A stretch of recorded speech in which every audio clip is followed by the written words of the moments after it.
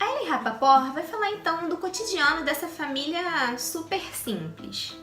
Eles não gostavam muito de aparecer em público, eles viviam muito isolados e quando apareciam realmente, eles só apareciam juntos. Alexandra era a única que, por motivos de doença, raramente ia a apresentações, a bailes da corte. Ela ficava muito recolhida, lendo evangelhos, escrevendo cartas.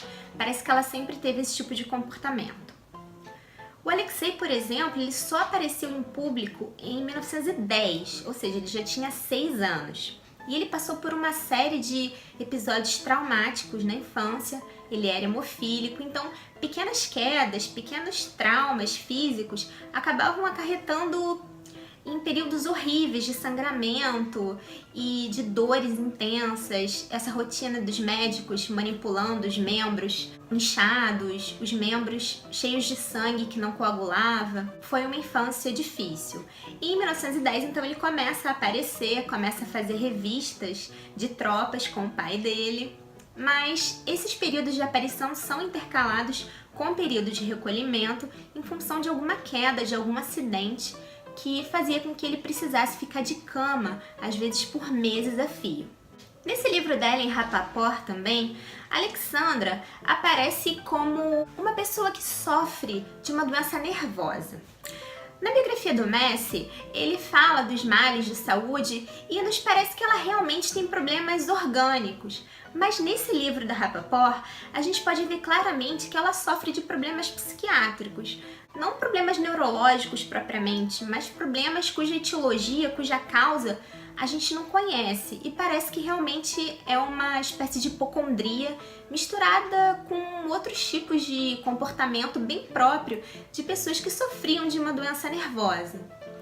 E isso, para Rapaport, tem a sua gênese na infância da Alexandra, nesses traumas que ela viveu, essas perdas familiares. Então, para vocês terem uma ideia, essa família era extremamente simples. Depois que a vila do czar foi evacuada, depois que os membros foram para Tobolsk, então se pôde observar como era a vida deles. Eles não eram uma família que primavam pela riqueza, pelo luxo, pela ostentação. Eles não tinham muitos bens, eles tinham alguma porcelana, mas Alexandra era inclusive muito criticada por ser uma pessoa extremamente simples, gostar muito de quinquilharias, de besteiras, de guardar íconezinhos, nada muito valioso. Os móveis eram simples, então parece que ela combinava muito bem com a educação espartana que Nicolau II teve, que era a educação que o pai dele, o Alexander III, que morreu de nefrite, deu a todos os filhos.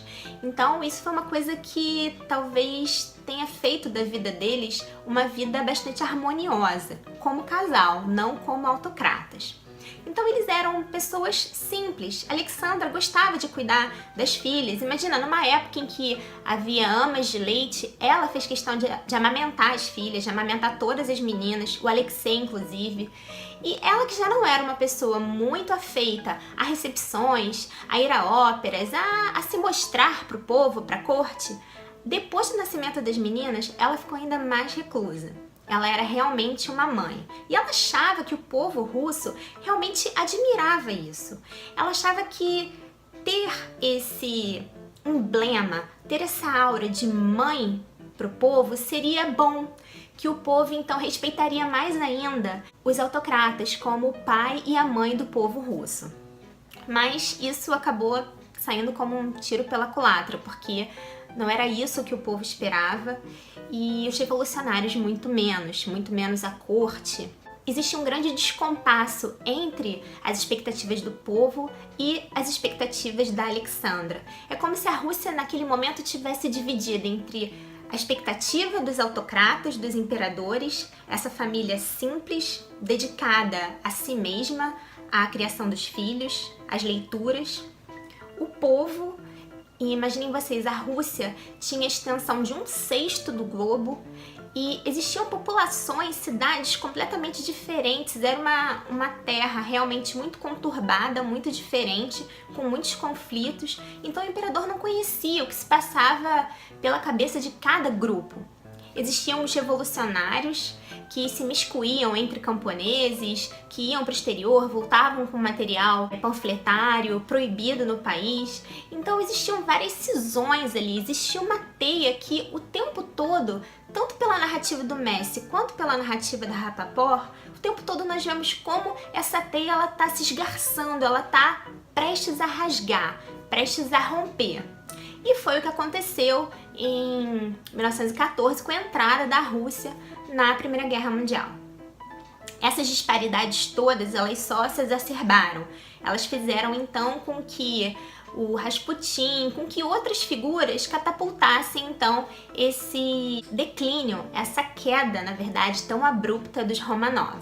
Então a Ellen Rapaport, ela não coloca tanto a culpa no Rasputin. Ela não passa muito pela vida dele, pela influência dele sobre Alexandre e Nicolau II. Ela mostra antes como a personalidade desses dois autocratas, que na verdade nada tinham de autocratas, só estavam ali numa posição extremamente constrangedora para a qual eles nunca tinham sido preparados, como eles então, com as suas personalidades, vão se tornar reféns de camponeses, de místicos, de uma certa postura que não se esperava de um autocrata.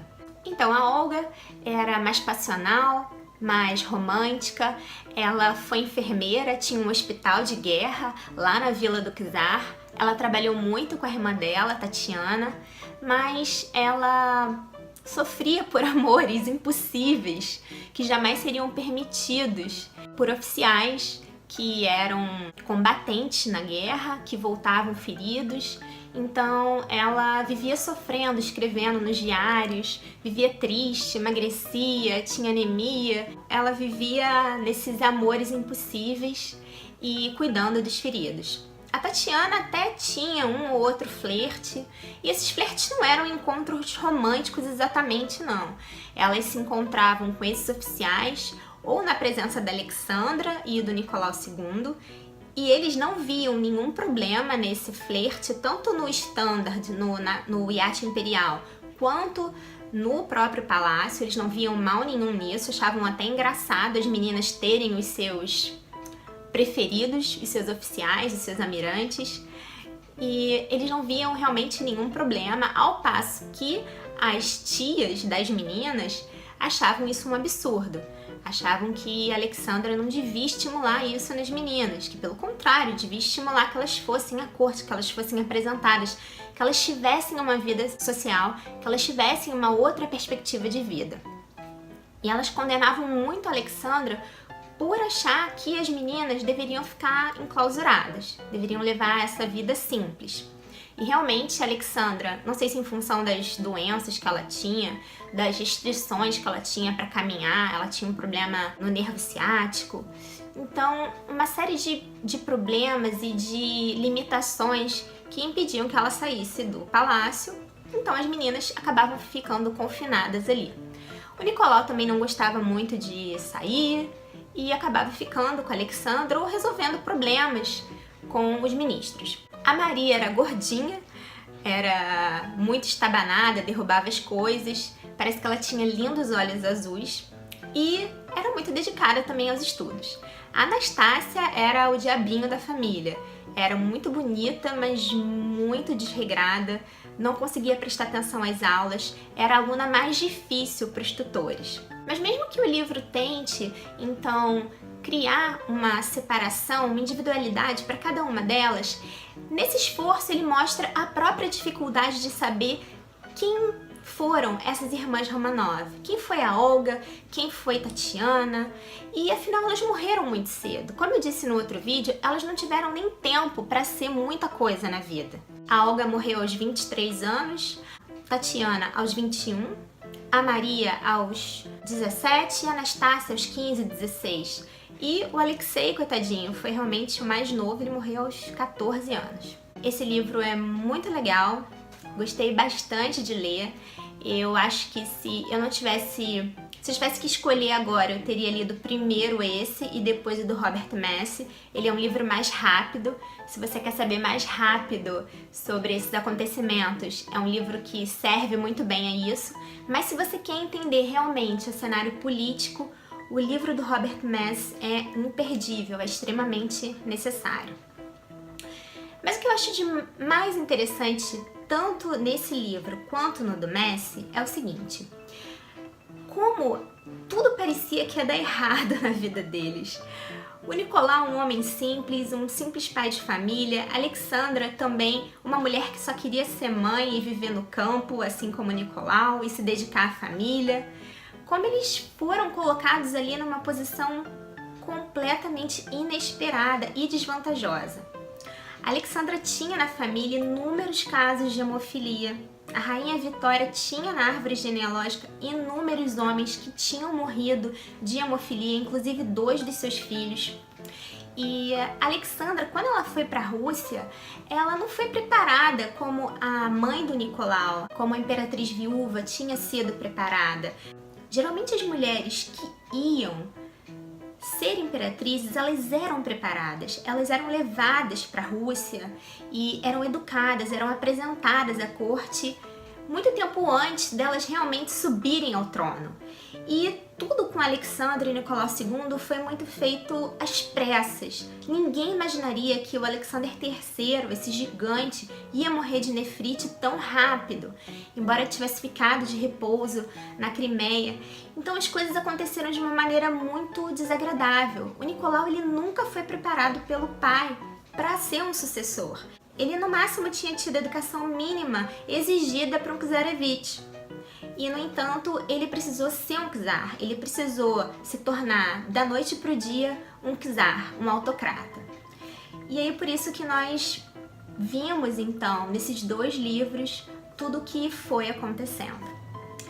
Eu fiz um vídeo muito longo, mas eu gostei muito desses 2 livros, eu gostei muito dessa minha experiência pelos Romanov.